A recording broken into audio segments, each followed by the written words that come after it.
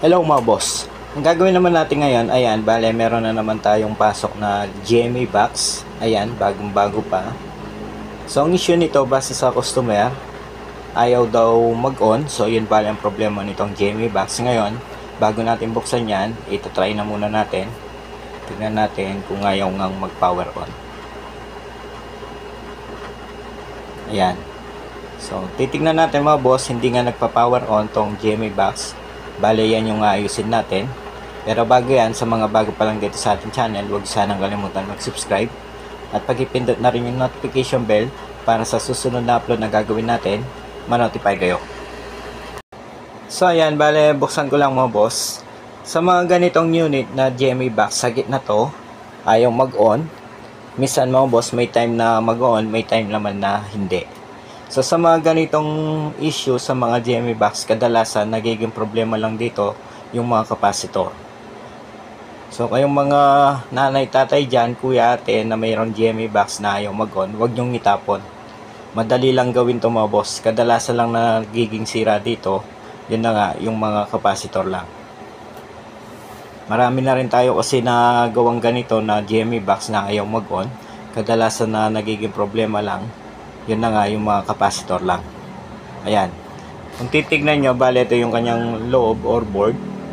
So pag boss pa lang natin, nakita na natin kagad tong dalawang kapasitor na yan na bloated. Ayan o. Kadalasan na value nitong mga kapasitor na yan, 1000 UF at 470 UF. So itong isa talagang putok o sa ibaba, itong maliit na value ay 470 UF. So papalitan lang natin yan, mag-okay na tong GMA box. Bale ito yung kanyang value, ayan, 1000 by 16 volts. Tapos yung isa, papakita ko lang sa inyo, ayan, 470 UF by 16 volts. Ngayon mga boss, bale tatanggalin natin yung board para matanggal natin yung dalawang kapasitor na yan at mapalitan. So madali lang ayusin yan, madali lang din magpalit ng mga kapasitor. So sa mga baguhan dyan, huwag kayong matakot. Ang importante, meron lang kayong soldering iron, kaya nyong gawin tong mga GMA box na yan.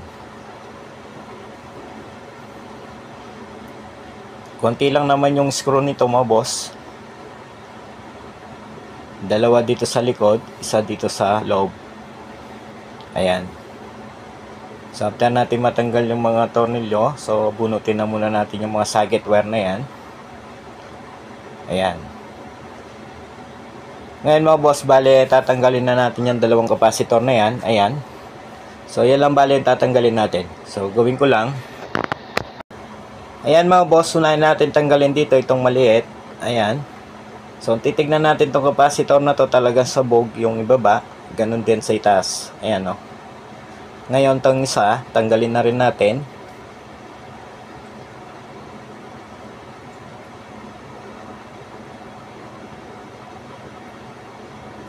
Ayan. So itong isa naman, okay naman sa ibaba. Bale may problema dito, yung itaas. Ayan, lumobo na. So kapag ganyan, once na nakita natin yung mga kapasitor lumobo na, kailangan na natin palitan yan. So ito ang value nito, 470 by 16 volts. Yung malaki, nasa 1000 UF by 16 volts. Ngayon, hanap lang akong kapasitor. So ayan, bale meron na akong nahanap na kapasitor. Ayan, bale baklas lang yung nahanap natin. Isang 1000 UF by 25 volts. Tapos yung isa 470 by 16 volts. So hindi bago yan mga boss. Bale binaklas lang natin yan sa mga ibang board. So pwede naman natin nilagay yan. Importante, goods at same value. Ayan. Ngayon mga boss, lagay na natin. Sa paglagay, napakadali lang yan. So tignan lang natin yung polarity. Bale dito sa mga kapasitor may makikita tayong kulay puti na guhit. So yun ang negative. Dito naman sa board may makikita din tayong kulay puti. Ayan. So dyan natin itapat yung negative ng kapasitor. Ayan. So dapat yung pwesto ganito. Ayan. So ilagay ko lang. Ayan mga boss. Bale na ilagay na natin tong isa. Ngayon isolder na rin natin yan para hindi na matanggal. Basta tandaan nyo sa mga baguhan dyan, once na maglalagay kayo ng mga kapasitor, So tignan nyo mabuti yung polarity, meron positive and negative yan. So sinabi ko naman, pagdating sa mga capacitor, yung may lines na kulay puti, yun ang negative. Tapos sa board, meron din kayo makikita ang kulay puti. So yun ang negative din. Ayan. Ngayon, solder na rin natin yan para matry na natin to. Tignan natin kung mag-on na tong unit. Kung yan lang ba talaga ang problema. Pero kadalasan, sabi ko nga sa mga GMA box na tulad nito, kadalasan lang, yan ang nagiging problema. Yan dalawang capacitor na yan. Minsan, yung isa lang, yung malaki lang. Minsan naman, yung dalawa. Pero dito, nakita nyo naman, yung dalawa yung may problema na capacitor. Ayan. Ngayon mga boss, ibalik na natin yan para matry na natin, tingnan natin kung mag-on na ba tong GMA box.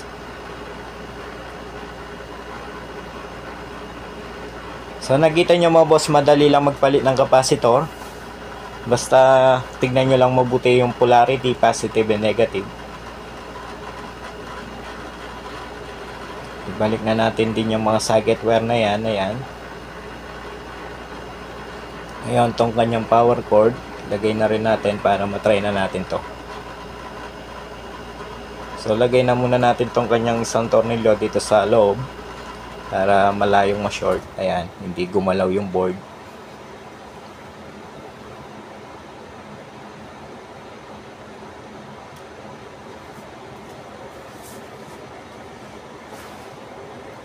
Basta tandaan nyo mga boss, sa mga GMA box na tulad nito, once na yung mag power on, matic na yan, capacitor lang. Hindi ko na mabilang yung mga ginawa kong ganito, kadalasan na nagiging problema lang na encounter ko, mga capacitor lang.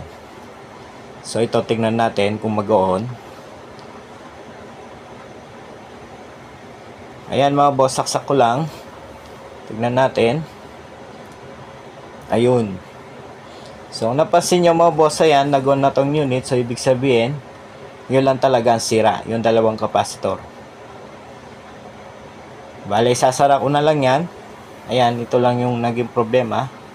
So dahil login na to, hanggang dito na lang tong ating video. Sa mga hindi pa pala nakasubscribe dito sa ating channel, huwag nyo sanang kalimutan mag-subscribe at pakipindot na rin notification bell para sa susunod na upload na gagawin natin, ma-notify kayo. Hanggang sa muli, maraming salamat.